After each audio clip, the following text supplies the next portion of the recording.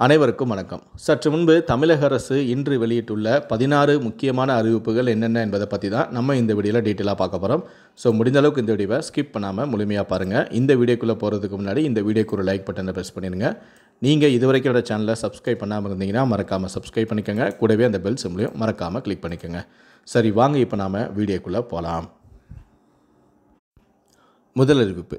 வார விடுமுறையொட்டி தமிழ்நாடு அரசு போக்குவரத்து கழகம் சார்பில் சிறப்பு பேருந்துகள் இயக்க திட்டமிடப்பட்டுள்ளது. 21, 22, 23ஆம் தேதிகளில் சென்னையிலிருந்து பிற மாவட்டங்களுக்கு சிறப்பு பேருந்துகள் இயக்கப்பட உள்ளன. வரும் 21ஆம் தேதி சென்னை கீழம்பாக்கத்திலிருந்து பிற மாவட்டங்களுக்கு செல்ல 270 பேருந்துகள் இயக்கப்பட உள்ளன. இரண்டாவது அறிவிப்பு. வாடிக்கையாளர்கள் ஆண்டுக்கு 14 கிலோ எடை கொண்ட 15 சமையல் சிலிண்டர் மட்டுமே முன்பதிவு செய்ய முடியும் என எண்ணெய் நிறுவனங்கள் தகவல் தெரிவித்துள்ளன. 15 சிலிண்டர்கள் பெற்றவர்கள் அதற்கு மேல் தேவைப்பட்டால் அதற்கான உரிய காரணத்தை கடிதமாக தந்த பின் சிலிண்டர்களை பெறலாம் எனவும், முறைகேடாக சிலிண்டர்களை பயன்படுத்துவதை தடுக்க இந்த கட்டுப்பாடு என தகவல் தெரிவிக்கப்பட்டுள்ளது. 15 சிலிண்டருக்கு மேல் பதிவு செய்பவர்களுக்கு தற்போது எஸ்எம்எஸும் அனுப்பப்படுகிறது. மூன்றாவது அறிவிப்பு. அரசு போக்குவரத்து கழகங்களில் 3274 ஓட்டுநர் நடத்துனர் காலி பணியிடங்கள் நிரப்பப்பட உள்ளதாக தமிழ்நாடு அரசு அறிவித்துள்ளது. இதன்படி தமிழ்நாடு அரசு போக்குவரத்து கழகங்களில் சென்னை உள்ளிட்ட 8 போக்குவரத்து மண்டலங்களுக்கு உட்பட்ட 25 பகுதிகளில் காலியாக உள்ள பணியிடங்கள் நிரப்பப்படும். உயரமானது குறைந்தபட்சம் 160 சென்டிமீட்டர், எடையானது குறைந்தபட்சம் 50 கிலோ. இந்த பணியிடங்களுக்கு 21/3/2025 பிற்பகல் 1 மணி முதல் ஏப்ரல் 21ஆம் தேதி வரை அரசு போக்குவரத்து கழகத்தின் arasu.bus.tn.government.in என்ற அதிகாரப்பூர்வ இணையதளம் வாயிலாக விண்ணப்பிக்கலாம் எனவும் அறிவுறுத்தப்பட்டுள்ளது. நான்காவது அறிவிப்பு. முதலமைச்சரின் வீடுகள் மறு கட்டுமான திட்டத்தின் கீழ் 25,000 வீடுகள் கட்ட 600 கோடி ரூபாய் ஒதுக்கீடு செய்து தமிழ்நாடு அரசு உத்தரவிட்டுள்ளது.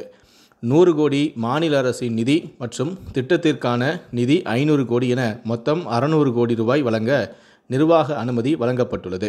இவ்வாறு அந்த அரசாணையிலும் கூறப்பட்டுள்ளது. ஐந்தாவது அறிவிப்பு.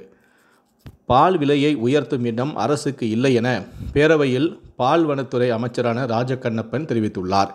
பால் உற்பத்தியாளர்களும் ஏழை, அதை வாங்கி பருகும் மக்களும் ஏழை.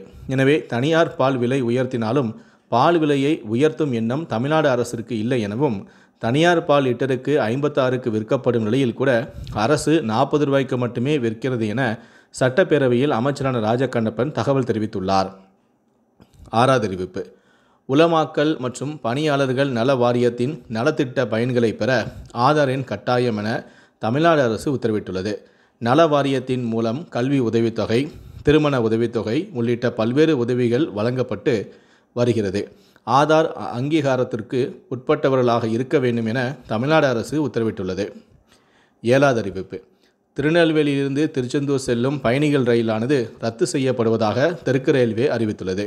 திருநெல்வேலியிலிருந்து திருச்செந்தூர் செல்லும் ரயில் வழித்தடத்தில் முழுமையான பாதை புதுப்பித்தல் பணிகள் காரணமாக பின்வரும் ரயில்கள் 20/3/2025 முதல் 13/4/2025 வரை 25 நாட்கள் ரத்து செய்யப்படுகின்றன.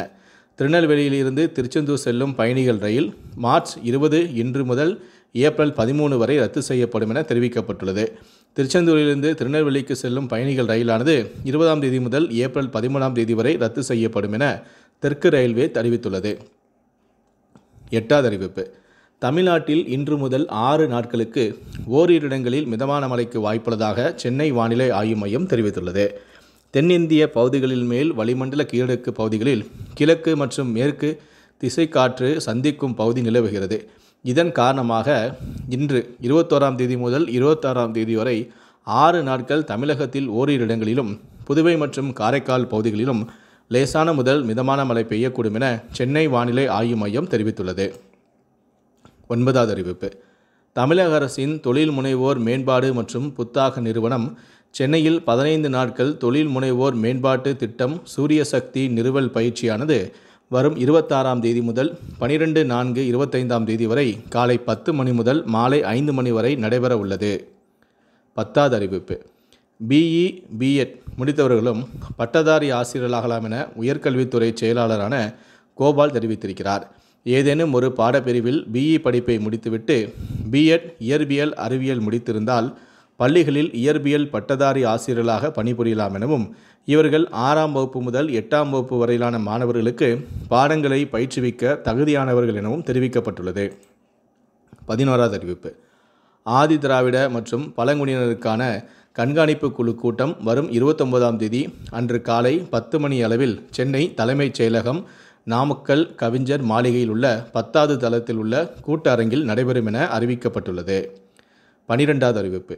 தமிழக அரசின் தொழில் முனைவோர் மேம்பாடு மற்றும் புத்தாக்க நிறுவனம் சென்னையில் 3 நாட்கள் தொழில் முனைவோர் மேம்பாட்டு திட்ட பேக்கரி பொருட்கள் தயாரித்தல் பயிற்சியானது வரும் 26ஆம் தேதி முதல் 28ஆம் தேதி வரை காலை 10 மணி முதல் மாலை 5 மணி வரை நடைபெற உள்ளது. 13வது அறிவிப்பு. வேலைவாய்ப்பு மற்றும் பயிற்சித்துறையின் கீழ் இயங்கும் சென்னை மாவட்ட வேலைவாய்ப்பு மற்றும் தொழில்நெறி வழிகாட்டும் மையத்தின் சார்பில் மாபெரும் தனியார் துறை வேலைவாய்ப்பு முகாமானது வரும் 29ஆம் தேதி நந்தம் அரசு கலைக் கல்லூரியில் காலை 8 மணி முதல் மாலை 3 மணி வரை நடத்தப்பட உள்ளது. இவ்வேலைவாய்ப்பு முகாமில் 200க்கும் மேற்பட்ட முன்னணி தனியார் துறை நிறுவனங்கள் கலந்து கொள்கின்றன. tnprivatejobs.tngovernment.in என்ற இணையதளத்தில் பதிவு செய்து இந்த வேலைவாய்ப்பு முகாமில் கலந்து கொண்டு பயனடையுமாறு கேட்டுக்கொள்ளப்படுகிறது. 14வது அறிவிப்பு.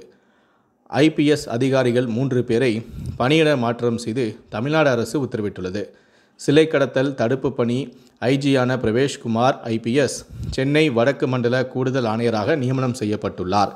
காவல் விரிவாக்கம் பிரிவு ஐஜியான S. லட்சுமி சிலை கடத்தல் தடுப்பு பிரிவின் ஐஜியாக நியமிக்கப்பட்டுள்ளார். சென்னை வடக்கு மண்டல கூடுதல் ஆணையரான நரேந்திர நாயர் பணியிட மாற்றமும் செய்யப்பட்டுள்ளார். 15வது அறிவிப்பு.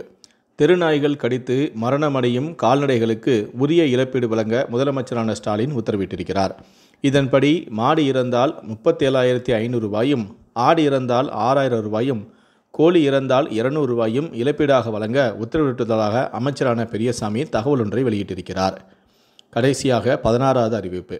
நாகப்பட்டினத்தின் செப்டம்பர் மாதம் நடைபெறவுள்ள இந்திய இராணுவத்திற்கு ஆள் சேர்ப்பு முகாமில் பங்கேற்க ஆன்லைன் மூலமாக ஏப்ரல் 10ஆம் தேதிக்குள் விண்ணப்பிக்க 18 மாவட்ட இளைஞர்களுக்கு அழைப்பு விடுக்கப்பட்டுள்ளது.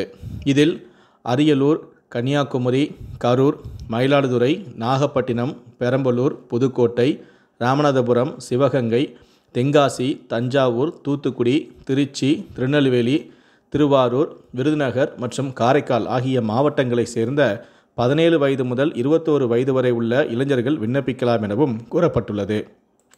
இந்த 16 அறிவிப்புகளை பற்றிய உங்களுடைய கருத்துக்கள் என்ன அப்படிங்கிறத கீழே இருக்கக்கூடிய கமெண்ட் செக்ஷனில் மறக்காமல் சொல்லுங்கள். முடிந்தளவுக்கு இந்த வீடியோவை மற்றவங்களுக்கும் ஷேர் பண்ணுங்கள். மேலும் இது போன்ற பல வீடியோக்களை பார்க்கணும் அப்படின்னு நினச்சிங்கன்னா மறக்காமல் சேனலை சப்ஸ்கிரைப் பண்ணுங்கள். கூடவே அந்த பெல் சிம்பளையும் மறக்காமல் கிளிக் பண்ணுங்கள்.